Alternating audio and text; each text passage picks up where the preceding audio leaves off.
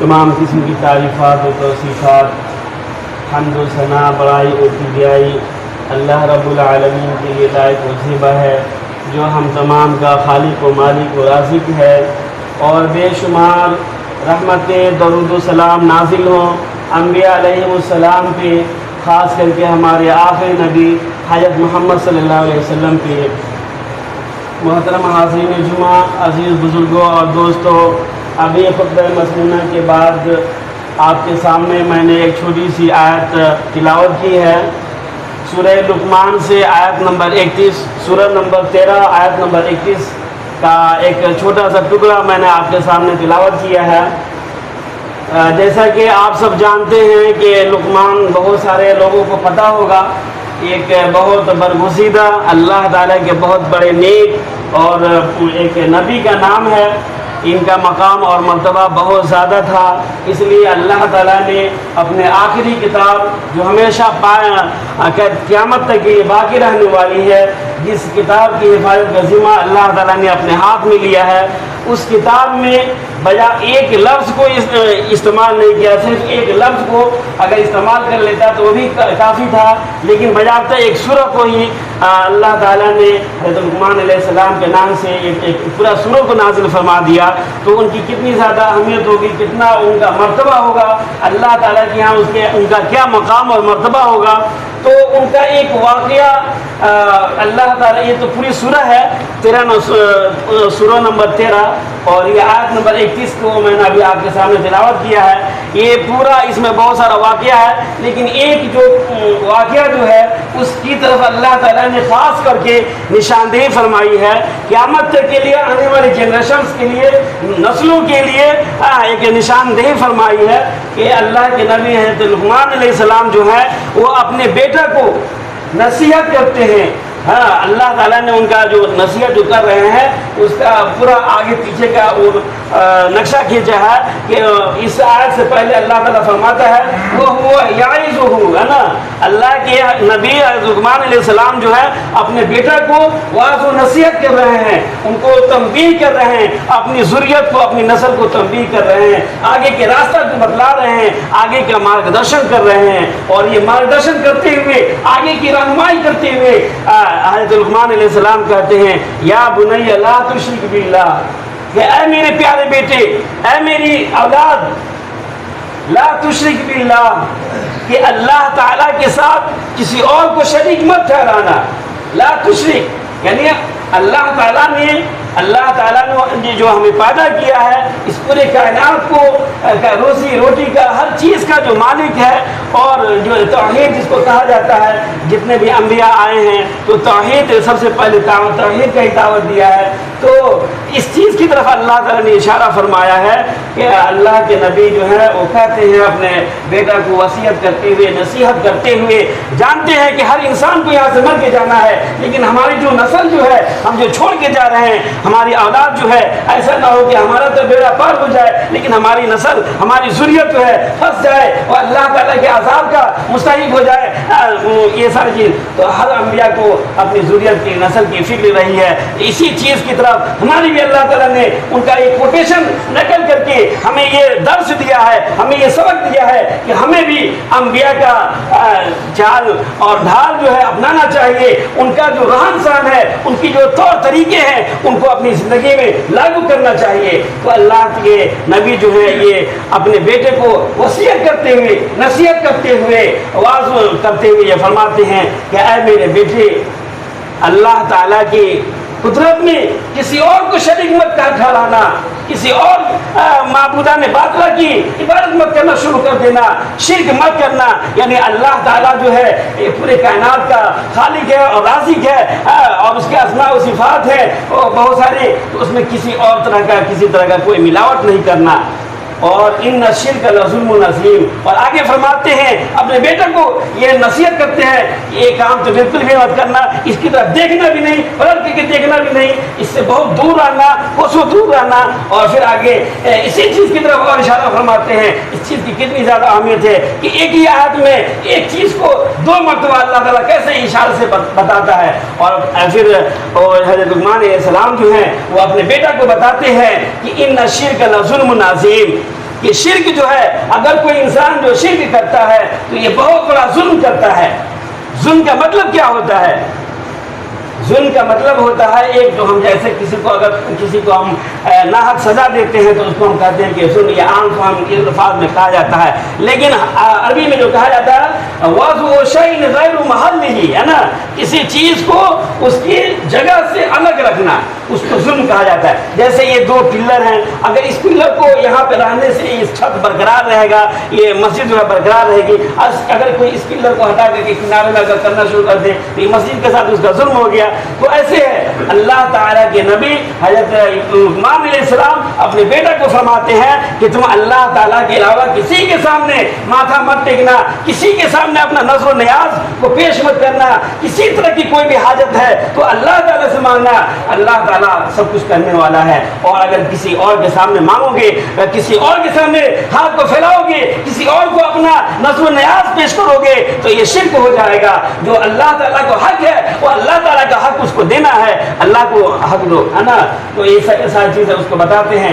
حضرت لقمان علیہ السلام اپنے بیٹے کو بتاتے ہیں کہ یہ بہت بڑا ظلم ہے، ان الشرک لظلم عظیم۔ تو اللہ کے نبی صلی اللہ علیہ وسلم نے بھی فرمایا ہے کہ اللہ تعالیٰ جو ہے ہم مسلمانوں کو قیامت تک یہ قرآن جب پڑھیں گے، یہ آیتوں کو پڑھیں گے، جب اس کا معنی مطلب کو سمجھیں گے اور حدیث کا بھی مطالعہ کریں گے، ان آیات کے پس منظر میں اللہ کے نبی صلی اللہ علیہ وسلم نے جو باتیں بتائی ہیں اس کو بھی جب مضبوطی سے ایک کہا جاتا ہے، ایک کام کوئی کہانی کا کسی کو ٹاسک اگر دیا جاتا ہے، کوئی بچہ کو اگر ٹاسک دیا جاتا ہے تو ایک مرتبہ بتا دیا جاتا ہے، لیکن پھر اس کی پریکٹس کرائی جاتی ہے، مشق کرائی جاتی ہے۔ تو ایسے اللہ تعالیٰ نے قرآن میں حضرت لقمان علیہ السلام کا یہ واقعہ بیان فرمایا اور پھر اللہ کے نبی صلی اللہ علیہ وسلم نے اس کی تشریح کر کے فرما دیا ہے کہ انسان جو ہے، کوئی بھی مسلمان جو ہے، اگر سمندر کے جھاگ کے برابر بھی یا کتنا ہو بڑا گناہ کا پہاڑ بھی اگر لے کے جائے گا، قیامت کے دن جائے گا، لیکن اگر اس نے شرک نہیں کیا ہے، اللہ کے علاوہ اللہ کا جو حق ہے اس کو کسی اور کو نہیں دیا ہے،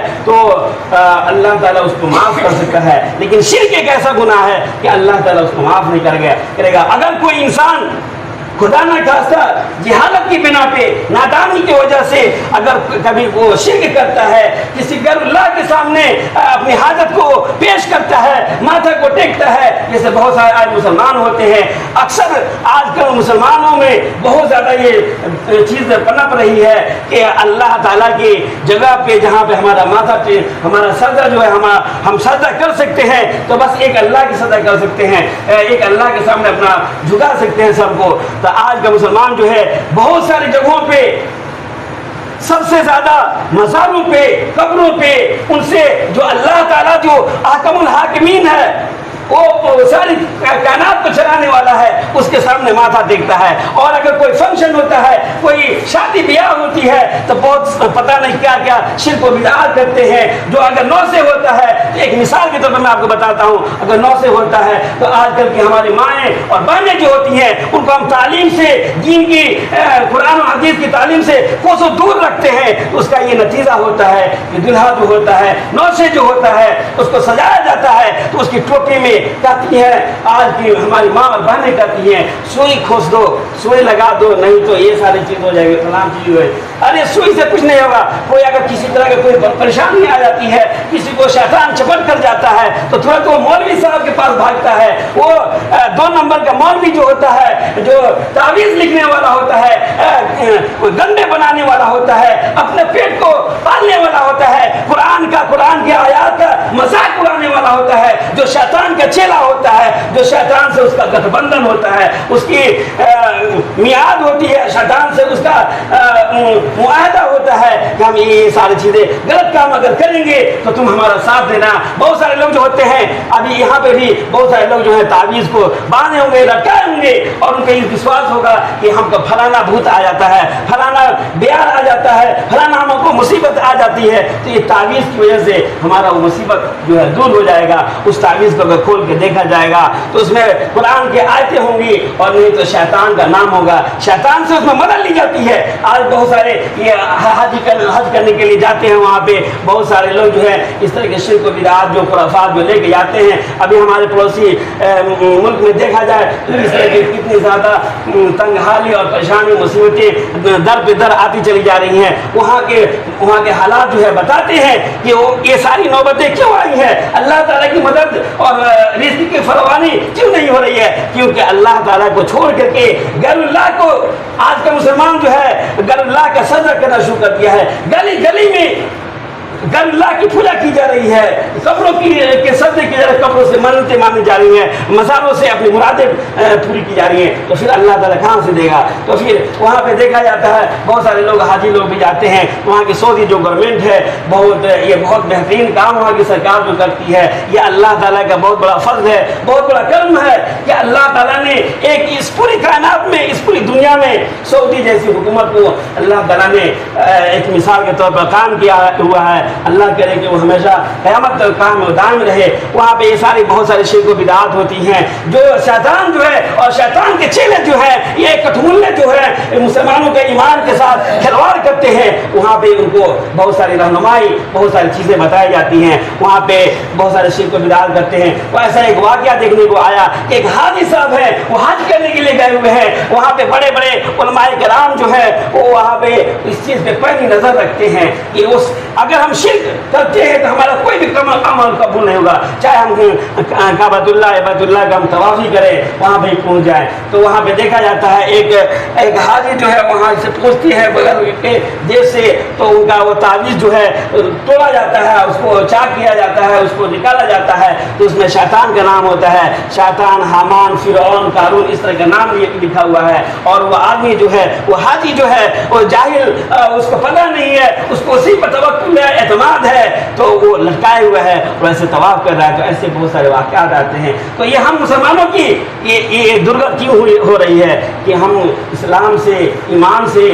कुरान और हदीस से हम बहुत ज़्यादा दूर हैं ये सारी चीज़ों की वजह से। अब एक सोचनी है मामूली, अब देखिए कुरान के आयत मैं आपको बताता हूँ, बहुत सारे लोगों को ये फ़ायदा होता होगा, सोचते होंगे कि ये फ़ायदा होता है। मौलवी साहब, मौलाना साहब लोग बताते हैं तावीज़ को, हदीस में आता है कि तावीज़ को देखते ही उसको तोड़ देना है। तो ये उसमें क्या होता है, शैतान जो भी तावीज़ जो लिखने वाला होता है, अगर कोई तावीज़ अगर कोई कहता है कि हम तावीज़ बनाते हैं तो एक नंबर का डुप्लीकेट मुसलमान है, वो ईमान का, वो शैतान का चेला है। वो